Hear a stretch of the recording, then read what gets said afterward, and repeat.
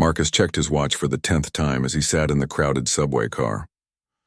The interview at Richardson Tech was scheduled for 2 p.m., and it was already 1:30. His palms were sweaty despite the cool October air conditioning. This job meant everything to him. After 6 months of unemployment, his savings were nearly gone, and his landlord had already sent 2 warning notices about late rent. The subway lurched to a stop at 42nd Street. Marcus gathered his leather portfolio, the one his sister had given him for good luck, and prepared to exit. The doors slid open, and passengers began pushing past each other in the typical New York rush. That's when he heard it. A soft whimper followed by a frustrated sigh. A young woman in a navy business suit was struggling with a large wheeled suitcase that had gotten stuck between the closing doors. Her phone was pressed against her ear, and Marcus could hear her speaking rapidly to someone about missing an important meeting. The doors were trying to close repeatedly, causing a mechanical grinding sound that made other passengers groan with annoyance. "Please hold the door," she called out, but people were already walking away, focused on their own destinations. The conductor's voice crackled over the intercom, announcing that the train would be held momentarily due to a door obstruction. Marcus glanced at his watch again. 1:35 p.m. Richardson Tech was a 15-minute walk from this station. If he helped her now, he might be cutting it close, but he'd still make it on time if everything went smoothly. The rational part of his brain told him to keep walking. This interview was too important to risk, but something about the woman's situation struck him. She reminded him of his younger sister Elena, who often traveled for her marketing job and had found herself in similar predicaments. Marcus had always taught Elena to help others when possible, believing that kindness eventually comes back around. "Here, let me help," Marcus said, approaching the woman. He set down his portfolio and grabbed one side of the suitcase while she pulled from the other end. "Thank you so much," she said, looking relieved. "I'm Sarah, and you're literally saving my day right now." "Marcus," he replied, giving the suitcase a firm tug. "On 3, 1, 2, 3. Together they managed to dislodge the suitcase just as the doors finally closed properly. The train lurched forward and Sarah nearly lost her balance. Marcus steadied her with one hand while keeping hold of the suitcase with the other. "You're amazing," Sarah said, catching her breath. "I have this incredibly important meeting uptown and I thought I was going to miss it entirely. My whole career might depend on this presentation." Marcus smiled, understanding the pressure she felt. "I know exactly what you mean. I have a job interview in about 20 minutes that could change everything for me too." Sarah's eyes widened with concern. "Oh no, and here I am keeping you from it." "I'm so sorry." "Don't worry about it," Marcus assured her. "We all need help sometimes." "Where are you headed?" "Lincoln Center area," Sarah replied. "The meeting is at a tech company's temporary office space there. They're expanding rapidly and interviewing for several executive positions today." The train pulled into the next station, and Marcus realized this was where Sarah needed to get off, but it wasn't his stop. His interview was still 3 stops away, and helping her with the heavy suitcase up the stairs would definitely make him late. "This is my stop," Sarah said, then hesitated. "I hate to ask, but would you mind helping me get this upstairs? The escalator's broken and I don't think I can manage it alone." Marcus looked at his watch. 1:42 p.m. If he helped her, he'd miss his train and definitely be late for the interview. But looking at Sarah's exhausted face and the steep stairway ahead, he knew he couldn't leave her struggling alone. "Of course," he said without hesitation. "Let's get you where you need to go." They maneuvered the heavy suitcase up 2 flights of stairs with Marcus taking most of the weight. Sarah kept apologizing, but Marcus brushed off her concerns. When they finally reached street level, both were slightly out of breath. "I can't thank you enough," Sarah said, pulling out her business card. "Please take this. If there's ever anything I can do for you, anything at all, don't hesitate to call me." Marcus glanced at the card before tucking it into his jacket pocket. "Sarah Mitchell, Senior Operations Consultant," it read with a local phone number. "I hope your meeting goes well," Marcus said sincerely. "And I hope your interview goes perfectly," Sarah replied. "You deserve the best after being so kind to a complete stranger." They parted ways with Sarah heading toward Lincoln Center and Marcus rushing back down into the subway station. He checked his phone and felt his stomach drop. It was now 1:55 p.m., and he still had 3 stops to go plus a 15-minute walk. There was no way he'd make it to Richardson Tech by 2 p.m. As he waited for the next train, Marcus wondered if he'd made a terrible mistake. The job market was brutal, and companies rarely gave second chances to candidates who showed up late. He thought about calling to explain, but what could he say? That he'd stopped to help a stranger with her luggage? It sounded like a poor excuse, even though it was the truth. The train finally arrived, packed with afternoon commuters. Marcus squeezed inside, his mind racing with anxiety about the consequences of his choice. He'd acted on instinct, following the values his parents had instilled in him about helping others, but now he was facing the reality of potentially losing this crucial opportunity. As the train pulled away from the station, Marcus caught a glimpse of Sarah through the window. She was standing on the sidewalk, checking her phone with a determined expression. Something about her confidence gave him a small measure of comfort. Maybe good things really did happen to people who tried to do right by others, even when it cost them something important. Marcus burst through the glass doors of Richardson Tech at 2:17 p.m., his shirt slightly damp with perspiration from running the last 4 blocks. The modern lobby was sleek and intimidating, with floor-to-ceiling windows and abstract art pieces that probably cost more than his monthly rent. Behind a curved reception desk sat a young man with perfectly styled hair and a headset that looked like it belonged in a space station. "I'm here for a 2 p.m. interview," Marcus said, trying to catch his breath while maintaining some semblance of professionalism. "Marcus Thompson. I know I'm late, and I sincerely apologize." The receptionist, whose name tag read Kevin, looked at him with barely concealed annoyance. "Mr. Thompson, yes. You were supposed to meet with our talent acquisition team 17 minutes ago."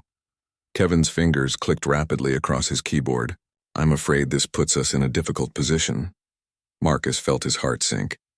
"Is there any possibility of rescheduling? I understand I've made a poor first impression, but I can explain." "Let me check with the hiring manager," Kevin interrupted, picking up his phone. Marcus could hear only one side of the conversation, but the words "extremely late," "unprofessional," and "other qualified" candidates came through clearly enough to make his stomach churn. Kevin hung up and looked at Marcus with what might have been sympathy. "Ms. Rodriguez can see you, but I have to warn you. She's not happy about the delay. The interview process is very structured here, and punctuality is considered a core value." "I understand completely," Marcus replied. "I'm grateful for any opportunity to explain and demonstrate my qualifications." Kevin led him through a maze of open workspaces filled with young professionals, typing intensely at multiple monitors. The energy was palpable. This was clearly a company on the rise, exactly the kind of place Marcus had dreamed of working. They passed glass-walled conference rooms where animated discussions were taking place, and Marcus could see whiteboards covered with complex diagrams and flowcharts. "Here we are," Kevin announced. Stopping outside a corner office with Maria Rodriguez, VP of Human Resources, etched on a placard beside the door. "Good luck, Mr. Thompson, you're going to need it." Marcus knocked and heard a crisp "come in." He entered to find a stern-faced woman in her 40s reviewing a tablet behind an imposing desk. She didn't look up immediately, letting him stand there while she finished whatever she was reading. The silence stretched uncomfortably long. "Mr. Thompson," she finally said, setting down the tablet and fixing him with an unwavering stare. "Please have a seat and explain to me why Richardson Tech should consider someone who can't manage to arrive on time for what is presumably one of the most important appointments of his career." Marcus had rehearsed his elevator, pitched dozens of times, but he'd never prepared for this scenario. He decided honesty was his only viable strategy. "Ms. Rodriguez, I take full responsibility for being late, and I understand how it reflects poorly on my professionalism. I was on my way here when I encountered someone who needed help with a situation that was beyond her ability to handle alone. I made a conscious choice to assist her, knowing it would make me late for this interview." Ms. Rodriguez raised an eyebrow. "You're telling me you prioritized helping a stranger over your own career prospects?" "In that moment, yes. I realize how that might sound, but I've always believed that how we treat others, especially when they're vulnerable, says something fundamental about our character." "Interesting philosophy," Ms. Rodriguez said, leaning back in her chair. "Tell me about this person you helped." Marcus described the situation with Sarah's stuck suitcase, the broken escalator, and the heavy luggage that needed to be carried upstairs. He was careful to focus on the facts rather than making excuses, but he could see that Ms. Rodriguez was listening intently. "And what did this woman say her destination was?" Ms. Rodriguez asked. She mentioned Lincoln Center area, something about a meeting at a tech company's temporary office space. She said they were expanding and interviewing for executive positions. Ms. Rodriguez made a note on her tablet. I see, and did you get this person's name? Sarah Mitchell. She gave me her business card. Marcus reached into his jacket pocket and pulled out the card, which was slightly wrinkled from his rushed journey. Ms. Rodriguez studied the card for a moment, then set it aside. Mr. Thompson, let's proceed with the interview questions. Tell me about your background in project management and why you're interested in joining Richardson Tech. For the next 30 minutes, Marcus answered questions about his experience, his technical skills, and his career goals. Despite the rocky start, he felt the interview was going reasonably well. Ms. Rodriguez was thorough but fair, and she seemed genuinely interested in his responses about team collaboration and problem-solving approaches. One final question, Ms. Rodriguez said as the interview was winding down. Richardson Tech is a fast-paced environment where we often face unexpected challenges that require quick thinking and decisive action. Can you give me an example of a time when you had to make a difficult decision under pressure? Marcus thought about the morning's events. Actually, I think today provides a perfect example. When I saw someone struggling and clearly in distress, I had to weigh my own immediate needs against helping another person. It was a split-second decision that I knew would have consequences for me personally, but I felt it was the right thing to do. Even knowing it might cost you this job opportunity? Even knowing that, yes. I believe that companies ultimately benefit from employees who demonstrate integrity in their personal lives, because that integrity carries over into their professional decisions. Ms. Rodriguez nodded thoughtfully. Mr. Thompson, I'm going to be frank with you. Your tardiness today created a significant scheduling disruption. We had to rearrange meetings and keep other team members waiting. Marcus felt his hopes deflating. I understand, and I'm truly sorry for any inconvenience I caused. However, Ms. Rodriguez continued, your honesty about the situation and your reasoning for the choice you made tells me something important about your character. Richardson Tech values innovation and teamwork, but we also value people who can be trusted to do the right thing even when it's difficult. She stood up from her desk, signaling that the interview was concluding. We'll be making our decision within the next few days. You'll hear from us either way. Marcus shook her hand and thanked her for the opportunity, but as he left the building, he couldn't shake the feeling that he'd blown his chance. The autumn air felt colder as he walked back toward the subway station, replaying every moment of the interview and wondering if he should have just walked past Sarah on the train. His phone buzzed with a text from his sister Elena. How did the interview go? Sending positive vibes your way. Marcus stared at the message for a long moment before typing back. I'll tell you all about it over dinner tonight. It's a longer story than I expected. 3 days passed without any word from Richardson Tech. Marcus found himself checking his email obsessively, jumping every time his phone made a sound. He'd even called Kevin, the receptionist, under the pretense of confirming they had his correct contact information, but Kevin had simply assured him that all candidates would be notified of the decision by Friday afternoon. Thursday evening, Marcus sat in his small studio apartment, staring at a stack of unpaid bills spread across his kitchen table. The rent notice was particularly ominous, printed on bright yellow paper that seemed to mock him from its position at the top of the pile. He'd already postponed his gym membership, canceled his streaming subscriptions, and was living on pasta and canned soup to stretch his remaining money. His laptop was open to various job search websites, but his heart wasn't really in it. The Richardson Tech position had felt like such a perfect fit. The role combined his project management experience with his interest in emerging technologies, and the company culture seemed to align with his values. Now he was back to scrolling through generic job postings that didn't inspire much enthusiasm. Elena called just as he was contemplating whether instant ramen counted as a balanced meal if he added some frozen vegetables. Still, nothing from the tech company? She asked without preamble. Elena had a gift for reading his mood even over the phone. Nothing yet. They said by Friday, so I guess I have until tomorrow to find out if my good deed cost me the job of my dreams. Marcus, you did the right thing, Elena said firmly. I know you're stressed about money, but you would have regretted it forever if you'd just walked past someone who needed help. Would I, though? Marcus asked, surprising himself with the question. I mean, what if being practical and focused on my own goals would have actually been smarter? Maybe kindness is a luxury I can't afford right now. Don't you dare start thinking like that, Elena replied with the protective fierceness that had characterized their relationship since childhood. Remember when I was stuck at the airport in Chicago during that blizzard? A complete stranger gave up his seat on the last flight out so I could get home for Dad's birthday. I never even got his name, but his kindness meant everything to me. Marcus did remember. Elena had been in tears when she called him from the airport, convinced she'd missed their father's surprise party after months of planning. The stranger's generosity had saved the day and created a memory their family still treasured. I know you're right, Marcus sighed. I just keep wondering what Sarah was doing at that tech company meeting. She seemed so determined and professional. I hope whatever she was interviewing for went better than mine did. Wait, Elena said, and Marcus could hear the wheels turning in her mind. Sarah Mitchell, didn't you say she gave you her business card? Have you tried calling her? Why would I call her? To tell her that helping her might have cost me a job? That seems like it would just make her feel terrible. Or maybe to thank her for giving you a chance to do something genuinely good, regardless of the outcome. Maybe to check how her important meeting went. Sometimes good people need to stick together, Marcus. After they hung up, Marcus found himself pulling Sarah's business card from his wallet.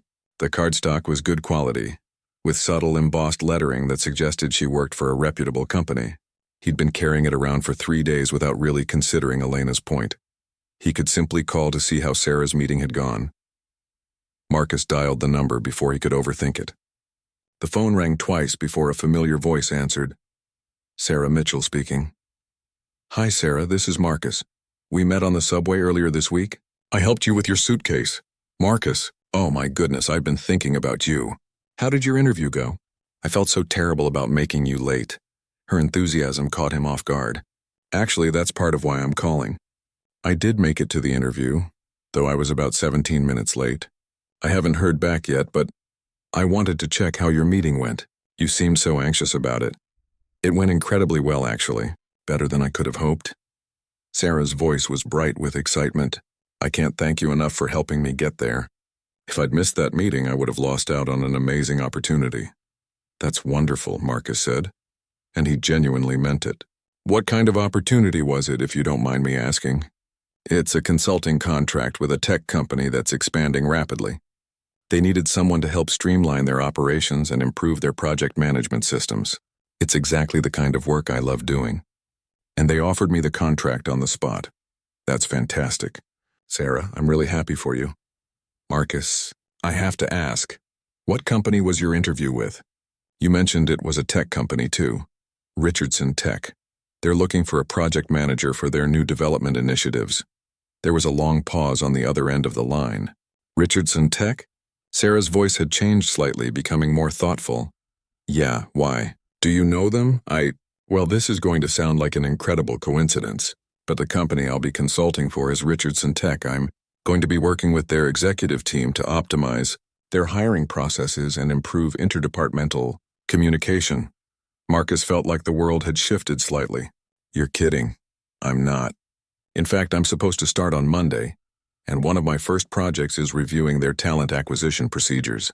They mentioned they're in the final stages of interviewing for several key positions. This is unbelievable, Marcus said, trying to process what he was hearing.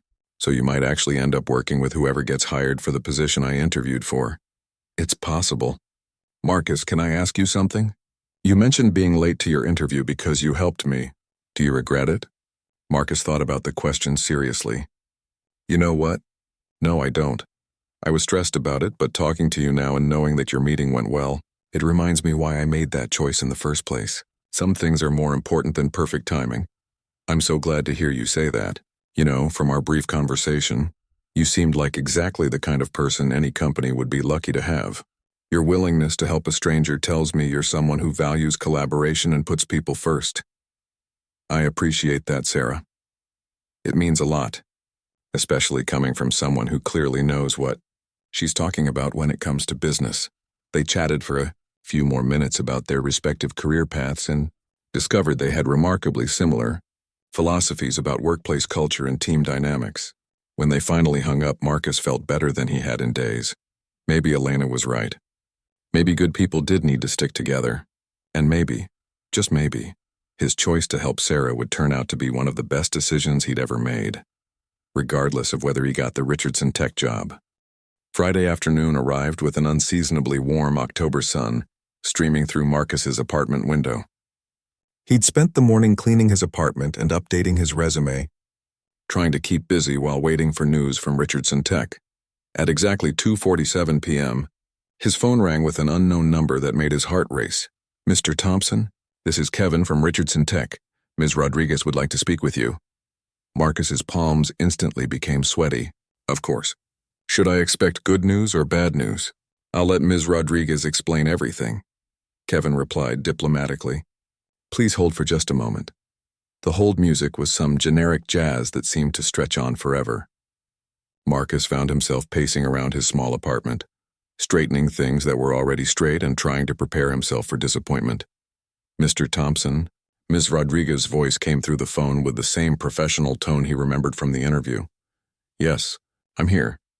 I'm calling to inform you that Richardson Tech would like to offer you the position of Senior Project Manager. The starting salary would be $78,000 annually, with full benefits and a comprehensive professional development package." Marcus nearly dropped the phone. Are you serious?" After being late to the interview? "Mr. Thompson, your punctuality issue was concerning, but your qualifications and your character assessment ultimately outweighed that single incident. We believe you'll be a valuable addition to our team. Ms. Rodriguez, I can't thank you enough. This is incredible news. When would you need me to start?" "We'd like you to begin Monday morning at 9 a.m. Kevin will email you all the necessary paperwork and orientation information this afternoon. Welcome to Richardson Tech, Mr. Thompson." After hanging up, Marcus immediately called Elena, who screamed so loudly through the phone that he had to hold it away from his ear. Then he called his parents, who expressed their relief and pride in equal measure. But as the initial excitement settled, he found himself thinking about Sarah and wondering how her first week at Richardson Tech was going to unfold. Monday morning, Marcus arrived at Richardson Tech 45 minutes early, determined to make a better impression than he had during his interview. Kevin greeted him with a considerably warmer demeanor than before and led him through the orientation process. The employee handbook was thick and comprehensive, covering everything from the company's founding principles to their innovative approaches to work-life balance. "You'll be working primarily with the development team on Project Alpha," Kevin explained as they walked through the office spaces.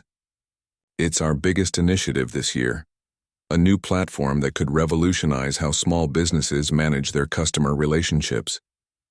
Marcus was introduced to his immediate supervisor, David Chen, a soft-spoken man in his 30s who seemed genuinely excited about having someone with Marcus's background join the team. They spent the morning reviewing project timelines, resource allocations, and the various stakeholders Marcus would be working with. "We're also bringing in an external consultant this week to help us optimize our processes," David mentioned as they wrapped up their initial meeting. "She comes highly recommended and specializes in exactly the kind of operational improvements we need." "That sounds great. When do we meet with her?" "Actually, she should be arriving any minute for the team introduction meeting. Her name is Sarah Mitchell, and from what I understand, she has extensive experience with companies our size." Marcus felt his heart skip a beat. "Did you say Sarah Mitchell?" "Yes, do you know her?" Before Marcus could answer, there was a soft knock on David's office door. "Come in," David called. The door opened and Sarah walked in wearing the same navy business suit Marcus remembered from the subway, though she looked considerably more composed than she had that day. Her eyes widened slightly when she saw Marcus, but she maintained her professional demeanor.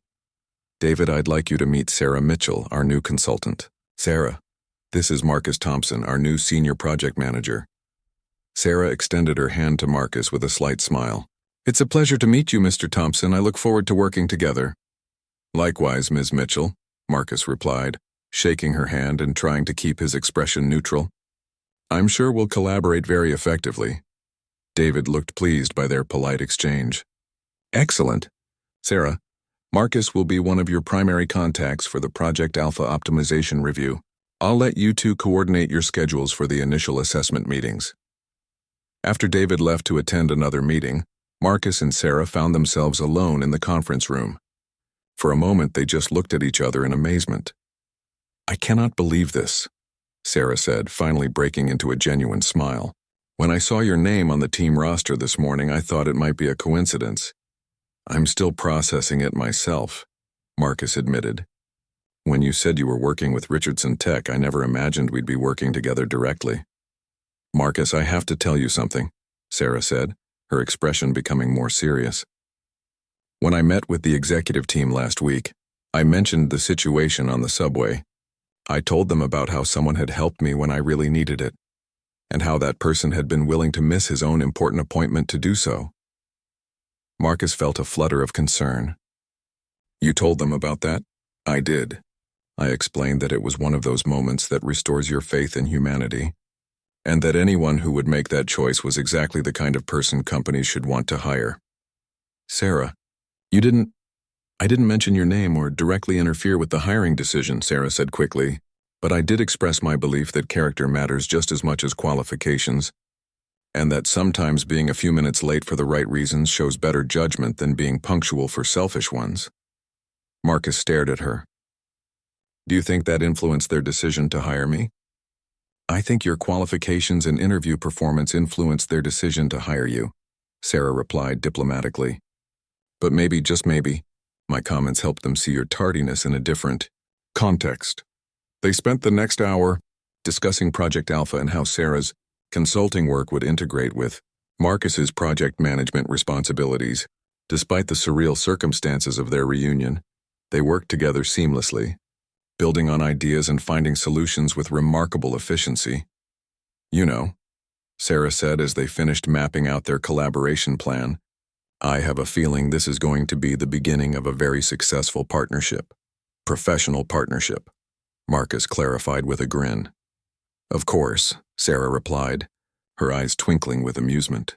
Though I have to say, any partnership that starts with someone missing an interview to carry luggage up subway stairs is probably built on a pretty solid foundation. As they left the conference room to join the larger team meeting, Marcus couldn't help but marvel at the unexpected turns his life had taken. A week ago, he'd been unemployed and worried about paying rent. Now he had a great job and was working alongside someone who had already proven to be both professionally competent and personally trustworthy. Sometimes, he thought, the universe had a sense of humor about these things.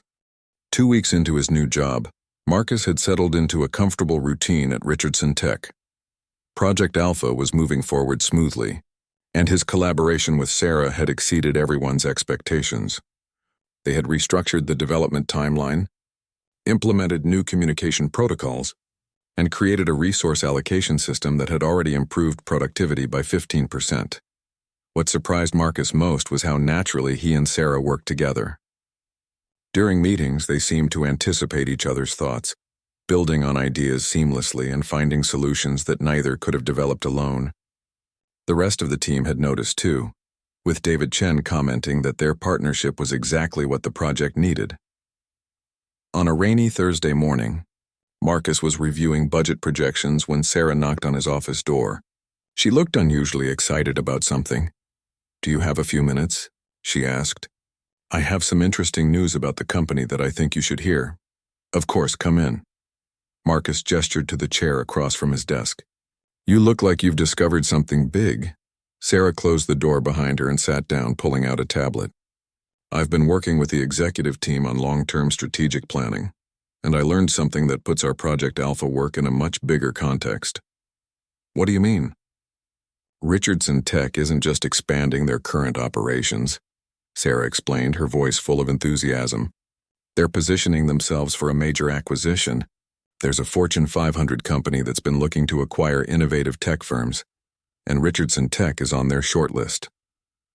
Marcus felt his pulse quicken. That's huge. What does that mean for the current employees?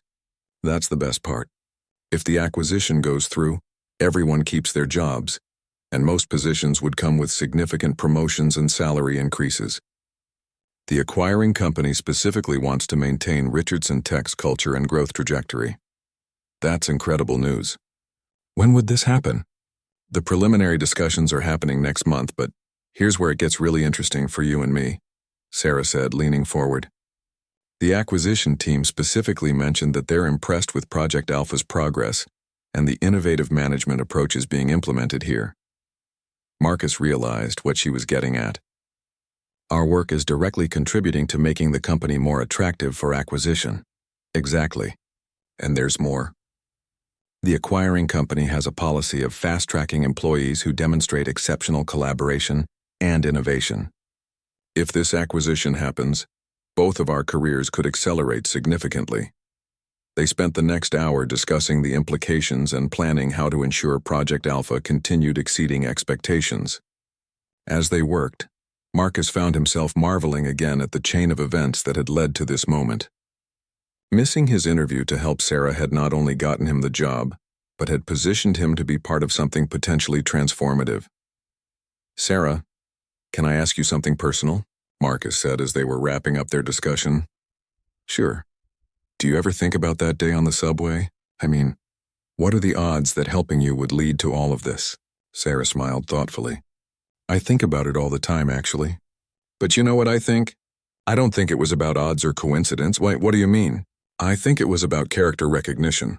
You saw someone who needed help, and you helped without knowing anything about what I did for work or how it might benefit you. That kind of instinctive kindness says something fundamental about who you are. But you could have been anyone. I had no way of knowing you'd end up working here." "That's exactly my point," Sarah replied. "You helped me because it was the right thing to do, not because you thought it would lead somewhere. Companies like Richardson Tech succeed because they attract people who make decisions based on values, not just immediate self-interest." Before Marcus could respond, there was a sharp knock on his office door. David Chen entered, looking unusually formal. "Marcus, Sarah, I need to speak with both of you immediately. Can you come to the executive conference room?" They followed David through the office, past curious glances from their colleagues. The executive conference room was Richardson Tech's most impressive space, with a massive table that could seat 20 people and floor-to-ceiling windows overlooking the city. Seated at the head of the table was Maria Rodriguez, along with two people Marcus didn't recognize, an older man in an expensive suit and a woman with silver hair who radiated executive authority. "Please, sit down," Ms. Rodriguez said, gesturing to chairs near the head of the table. "I'd like you to meet Charles Hartwell, CEO of Richardson Tech, and Diana Foster, who represents Meridian Corporation." Marcus's heart began racing. Meridian Corporation was the Fortune 500 company Sarah had mentioned. This wasn't just a casual meeting. "Mr. Thompson, Ms. Mitchell," Mr. Hartwell began. "We've called you here because your work on Project Alpha has been exceptional. More importantly, your collaborative approach has become a model for how we want all our teams to function." Diana Foster leaned forward. "Meridian Corporation is very interested in acquiring Richardson Tech, primarily because of innovations like Project Alpha and the management culture that produced them. We'd like to understand how you two developed such an effective working relationship so quickly." Marcus and Sarah exchanged glances. Sarah spoke first. "I think our success comes from mutual respect and a shared commitment to putting the project's needs ahead of individual recognition," she said diplomatically. "That's part of it," Marcus added. "But I also think we both believe that good outcomes require good people. And good people take care of each other." Mr. Hartwell smiled. "Can you elaborate on that philosophy?" Marcus took a deep breath, deciding to be completely honest. "Mr. Hartwell, Sarah and I actually met before we started working together. I helped her with a problem she was having, even though it cost me something I cared about at the time. That experience taught me that sometimes the best professional relationships start with personal character, not just professional qualifications." "Interesting," Diana Foster said, making notes on her tablet. "And Ms. Mitchell, how did that experience shape your approach to this collaboration?" "It showed me that Marcus makes decisions based on doing what's right even when it's difficult," Sarah replied. "That kind of integrity is exactly what you want in a project partner. Because you know they'll tell you the truth and prioritize the team's success." The executives exchanged meaningful looks. Mr. Hartwell spoke again. "The reason we're having this conversation is that Meridian Corporation is prepared to move forward with the acquisition, contingent on retaining key personnel who embody Richardson Tech's collaborative culture. We'd like to offer both of you significant roles in the combined organization." Marcus felt like the room was spinning slightly. "What kind of roles?" Diana Foster answered. "Marcus, we'd like you to lead project management for the entire Northeast Division. Sarah, we'd like you to head our new Organizational Excellence Department, focusing on replicating successful collaboration models across all our subsidiaries. The positions would come with substantial salary increases and equity packages," Mr. Hartwell added. "But more importantly, you'd be helping shape how a major corporation approaches teamwork and innovation." Marcus looked at Sarah, who appeared to be processing the same mix of excitement and disbelief he was feeling. 6 months ago, he'd been unemployed and struggling to pay rent. Now he was being offered a chance to influence how a Fortune 500 company operated. "We don't need an answer today," Diana Foster said, "but we hope you'll both consider these opportunities. Your partnership has demonstrated exactly the kind of leadership we want to cultivate." As they left the conference room, Marcus and Sarah walked in stunned silence until they reached the elevator. "Did that really just happen?" Marcus asked. "I think we just got offered our dream jobs," Sarah replied, "because you decided to help a stranger carry a suitcase up some stairs." The elevator doors closed and Marcus couldn't help but laugh. Elena is never going to believe this story. 6 months later, Marcus stood in his new corner office on the 32nd floor of Meridian Corporation's headquarters, looking out at the Manhattan skyline. The acquisition had been completed in January, and the transition had exceeded everyone's expectations. Project Alpha had been implemented across 12 different Meridian subsidiaries, and the collaborative management model he and Sarah had developed was being studied by business schools. His phone buzzed with a text from Sarah. "Ready for the big presentation?" "I still can't believe we're presenting to the board of directors." Marcus smiled as he typed back. "Remember when our biggest worry was carrying luggage up subway stairs?" The boardroom presentation was the culmination of 6 months of work, implementing their collaborative management approach across Meridian's operations. The results had been remarkable.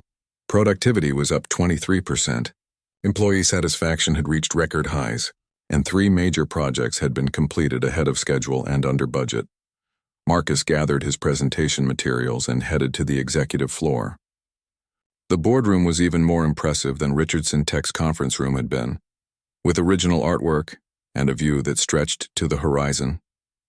Sarah was already there, reviewing her notes and looking as confident as he'd ever seen her. "Are you nervous?"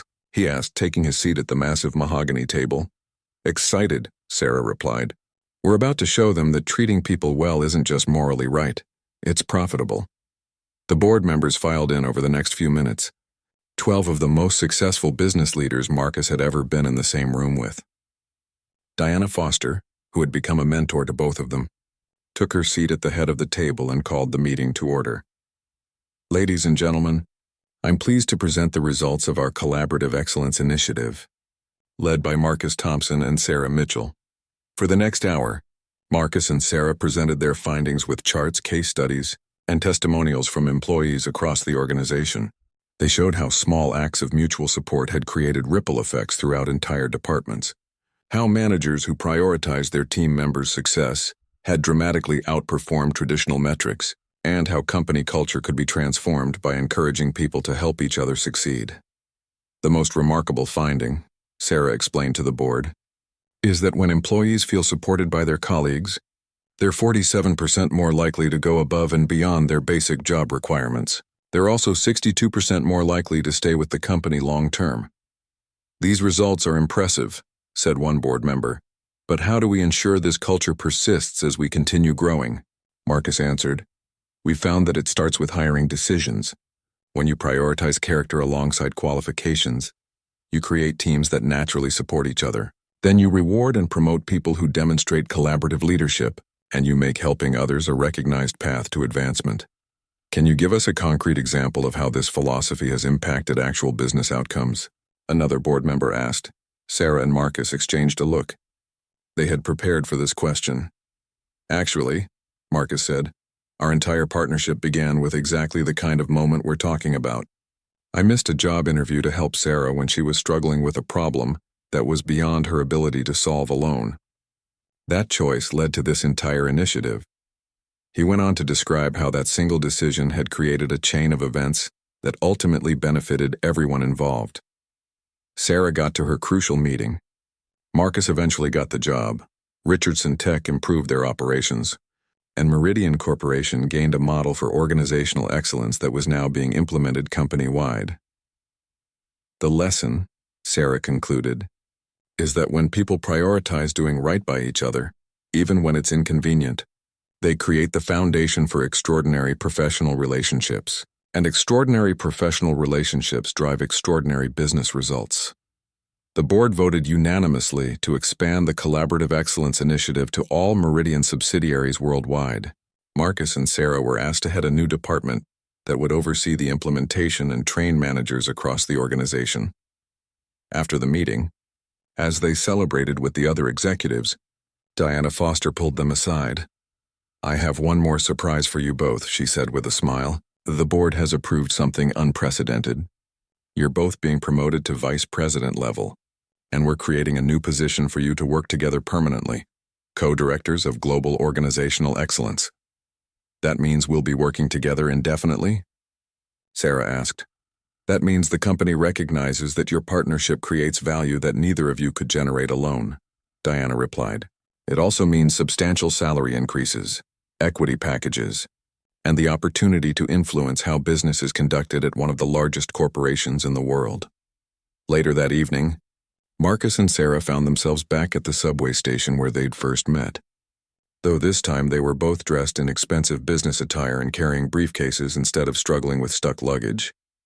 "I keep thinking about that day," Sarah said as they waited for their trains. "What if you had just walked past me?" "I think about that too," Marcus admitted. "But honestly, I don't think I could have.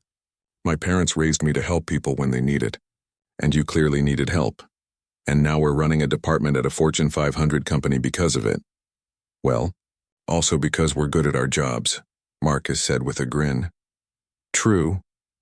But the opportunity to prove we're good at our jobs came from that moment of basic human decency." Their trains arrived simultaneously, heading in opposite directions to their respective apartments in different parts of the city.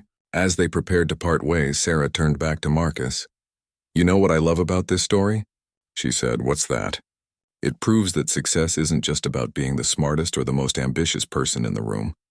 Sometimes it's about being the kind of person who stops to help when someone needs it, even when it makes you late for the most important interview of your life," Marcus added. "Especially then," Sarah replied. As Marcus rode the subway home, he thought about calling Elena to tell her about the promotion, about the presentation, about how the choice he'd made that day had continued to create positive consequences months later. But first he found himself thinking about the next time he might encounter someone who needed help, and how he hoped he'd have the wisdom to make the same choice again. The train pulled into his station, and as Marcus walked up the same stairs where he'd helped Sarah with her suitcase, he realized that some of the best decisions in life were the ones that cost you something in the moment, but created value that lasted far beyond what you could have imagined. Sometimes missing an interview to help a stranger wasn't just the right thing to do. It was the smartest business decision you'd ever make, even if you didn't know it at the time. 6 months later, when Marcus received a call from a young job seeker asking for advice about interviewing at Meridian Corporation, he had only one piece of guidance. Be the kind of person you'd want to work with, and trust that good things happen to good people, sometimes in ways you never see coming.